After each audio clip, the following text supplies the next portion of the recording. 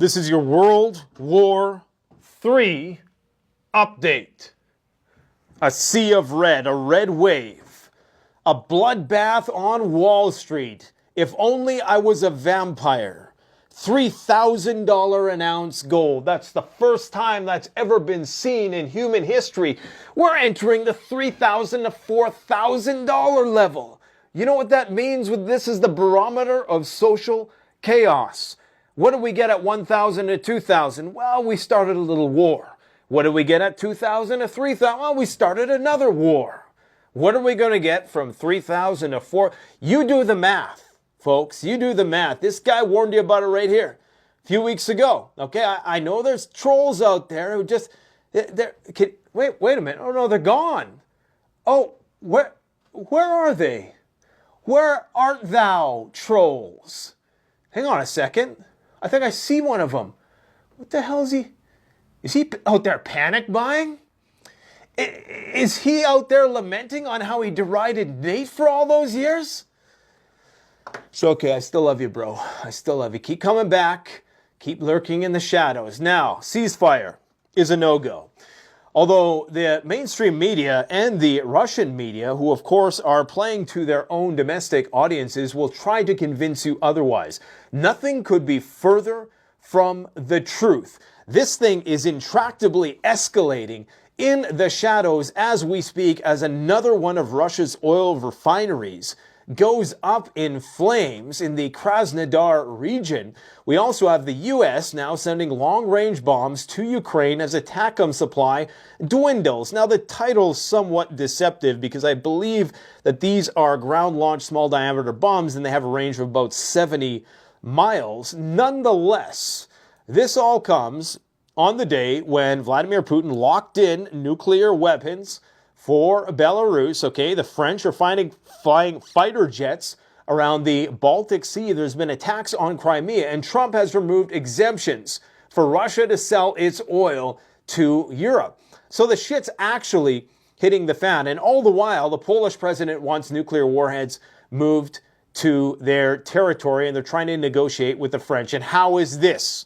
How is this for symbolism? If you understand the symbolism here of these people getting off this smoky airplane at Denver Airport, then you, my friends, you are legendary. Legendary. Look at this support level on gold. I mean, this was weird how it played out today. I'm telling you guys, you know what? You know what? I'm not a numerological guy. I'm not a conspiracy guy. But I just have a sneaking suspicion that once we cross that 3,300, we're going to get some grand apocalyptic reveal of some sort, okay? There's a reason why they put all of the gold at 33 Liberty Street in New York City. That's not a coincidence. It's not a coincidence that the only Fort Knox vault ever been put on display by the public was vault number 33. Is it all a coincidence that vault number 33 is where the survivors emerge in the show Fallout? And I could go on and on, the year that Jesus died and etc., etc., amen, numerology to the end. But hey, you know, it could just be a coincidence. Let's get real. Now, in terms of what's going on with the Russians, okay, I mean, let's just, wait a minute. We got to understand what's happening here. 3,000 to 4,000, the barometer for social. Could you imagine what it's going to be like at 4,000? I heard a financial analyst say the other day that as much as he would like to see his financial investment in gold hit 10,000, that he understands the material reality that awaits should that actually come to pass. Because what that would mean then is that things would be that much worse. Like I said, 1,000 to 2,000, we got one war. 2,000 to 3,000, we got two wars. 3,000 to 4,000, I think we're going to war in the Indo-Pacific. Okay? But let's just talk about this. I'm going to make this a quick video because, I mean, what more needs to be said? Okay? Vladimir Putin is dissembling in his negotiations with Trump. Essentially, he's like you got two megalomaniacs going at it here, right? And they're both really more concerned about appeasing their own domestic populations because neither want a revolt or civil unrest. So what you have here is Putin doing a masterful negotiation with Trump in that he doesn't outright reject the ceasefire, and he even words it in such a way. These Russians, they're just excellent wordsmiths. They're just excellent linguists in general. I mean, Dmitry Medvedev, say what you will, but he's like a modern day Bukowski of sorts. But Putin basically has agreed without agreeing. He said, well, I agree to the idea of a ceasefire, but there's all these conditions. And so what does that mean? We're right back where we started, which is why the war continues to escalate in the shadows. Trump said what he needed to say to get elected. Do I believe that he had the best of intentions when he said those things and he maybe genuinely thought that he could end the war in 24 hours without understanding all of the nuances and all of the history and the complexity of this conflict and not just reducing it through the prism of a very Western-centric mindset, which should just force other countries to accept terms that are insufficient to them? Well, let's hear exactly what Putin said, then I'll tell you what Ukraine said, then I'll tell you what Trump said. I'm going to tell you why we're back at square one. This thing continues to escalate, and we are closer to nuclear war than ever before, and I'm going to leave it like that. We have Russia's position is as follows. Vladimir Putin believes, given the situation in Kursk, a ceasefire would be beneficial for Ukraine, as without it, they risk being physically blocked and left with only two options, surrender or die.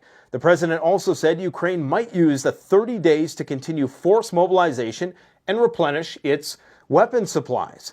The cessation of hostilities must lead to long-term peace and a resolution of the root causes of a crisis. So in voicing it in this way, he doesn't reject Trump's proposal. And Trump, once again, actually looks successful, at least for this first phase of the negotiation. In fact, you had it plastered on headlines all over Russian and Western media that Putin agrees to ceasefire. But what does that mean? That doesn't mean accepts. There's a big difference between agrees and accepts. I agree that a ceasefire would be great, but do I accept the terms you're proposing? No. So where does that put us? Square one. We're talking, but we're not making any progress. In fact, things are actually going backwards because Trump has now removed the exemption that would allow the Europeans to buy Russian oil utilizing Western financial system. The cessation of hostilities in Ukraine must lead to a long-term peace and the resolution of the root causes of the crisis. Putin did not rule out discussing a ceasefire in Ukraine with U.S. President Donald Trump, emphasizing that Ukraine should have urged the Americans to call for an end to hostilities based on the situation on the ground. Now, essentially, what Russia is asking for at this period of time in order for a ceasefire is for Ukraine to get out of Kursk. I mean, currently there's a route in that direction anyways, so it's looking like they're encircled, despite the fact that the AFU commander says that everything is just fine. But they also want to make sure that Ukraine doesn't remilitarize and doesn't use the 30 days to simply remilitarize. So they want the suspension of weapons flows throughout whatever 30-day period is brokered, which is nearly impossible to guarantee because you can bring in weapons in secret, and there's a lot of things that the Ukrainians already have at their disposal. One of the other conditions is that they can no longer recruit. Now, things like denazification, these are, Putin could claim a nominal victory in that respect. He could claim that, okay, they got rid of most of the Azov battalion, okay? He could probably even claim, the whole NATO thing, disregard that altogether. That's just a kind of a red herring. It's a superficial demand that is really just there for good measure. Both sides realize that whether they agree that Ukraine doesn't enter NATO now is no guarantee that they're not going to change their mind in a year from now. So that's, basically redundant. The only important thing is that Ukraine can't remilitarize throughout this 30-day ceasefire, which Ukraine absolutely is not going to agree to. Here's Ukraine's position. Ukraine will not go into a frozen conflict. That's what Yermak, the representative of Ukraine, said.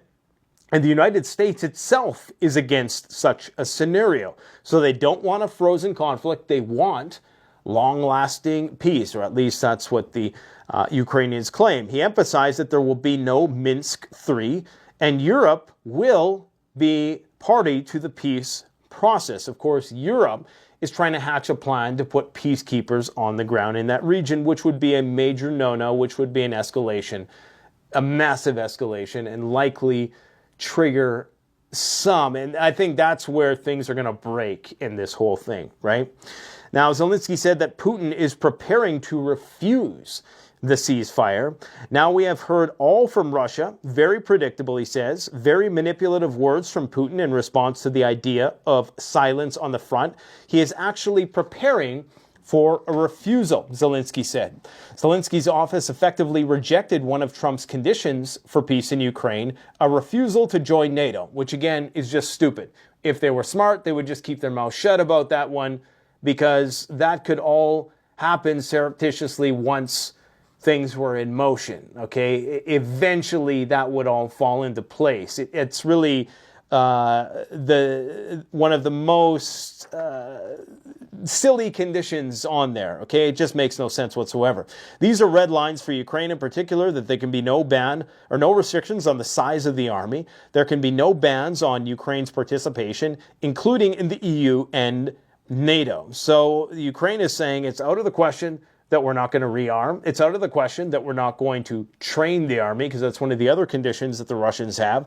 The NATO question was also raised by Yermak that Russia should not have the right to veto whether or not Ukraine becomes a part of NATO. However, Trump agreed with that one superficial point of contention that is all the buzz, and that's to do with Ukraine joining NATO, which is irrelevant, right? And Trump and Rubio and Walz are trying to emphasize that with Zelensky, who's supposed to be an actor. He's supposed to know these things. And I think they took him in a back room and they're like, hey, just shut the fuck up. We told you that we're giving you tacit security guarantees and you refused it. We said it in more, that was pretty much obvious to everybody but you, okay? You're the one it should have been obvious to. So we also, of course, have Trump's statements in response to what Putin said. And Trump said the following, okay? The statements are promising, Trump said, but so far it is not enough. Okay, so this is the first time where we start to see a little bit of a divide, a little bit of sign of the real relationship between Russia and the United States, okay? Trump commented on today's words by the Russian president. He said, who will get the power plant? Who will get this? Who will get that? You see, these are not easy questions. However, many of them have already been discussed. Okay, well, they've been discussed for the longest time. There's no way in hell Russia is going to give up the Zaporozhye nuclear power plant to Ukraine ever. In fact, they still want to take the city. They want to take Kherson. They want to create what's it called? Novorossiya, I believe it's called. That's the kind of the, how can you say, what's the terminology? That would be just a bulwark, a protective buffer zone between the West and Russia. That's what they want to create. And that would extend all the way from Odessa, all the way up through along the Dnieper River, through Kharkov, all the way up to the Belarusian border. That is what they are wanting, okay? So whether or not they're going to get that, I think eventually the Russians are just going to keep on hammering, and they're going to keep trying to stymie and forestall these negotiations so that they continue to make progress on the ground. So Trump has concluded his statements in saying that these statements by Vladimir Putin are promising, but for now this is not enough. If Russia is not ready for compromises, this will be an extremely disappointing option for the entire world. So what does he mean by that? Okay, now remember, they're bringing back all the gold. Okay, the United States knows that it can't fight wars on multiple fronts, so it needs to pass the buck on to the Europeans. And the plan is for Germany to rearm, convert the Volkswagen defunct facilities into tank manufacturing facilities, beat the plowshares into swords, and go to war with the Russians while the United States works in the Indo-Pacific. Okay, so that's basically what's going on. And of course, Iran is ready to blow up.